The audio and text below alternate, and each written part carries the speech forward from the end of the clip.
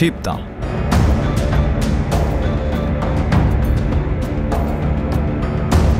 শিবদা ছিলেন অল্প বয়সী এক ফেরাউন।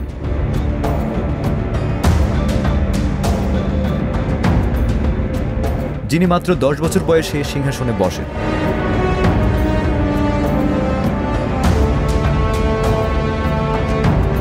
তার শাসনকাল ছিল অল্প সময়।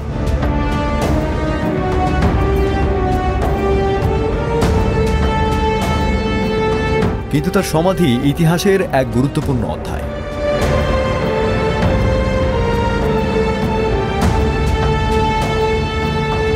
তার সমাধি KV-47 নামে পরিচিত।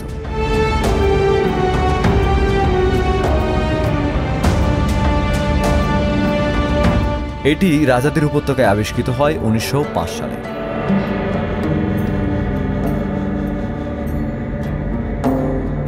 যদিও অনেকটা অসমাপ্ত অবস্থায় ছিল, তবুও ভিতরে রয়েছে অসাধারণ দেয়াল চিত্র।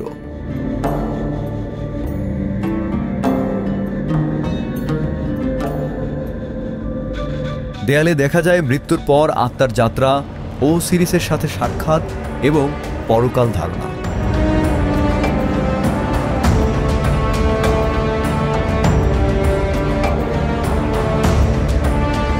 তার সমাধি থেকে পাওয়া যায় দামি পাথরের কফিন ও কিছু অলংকার।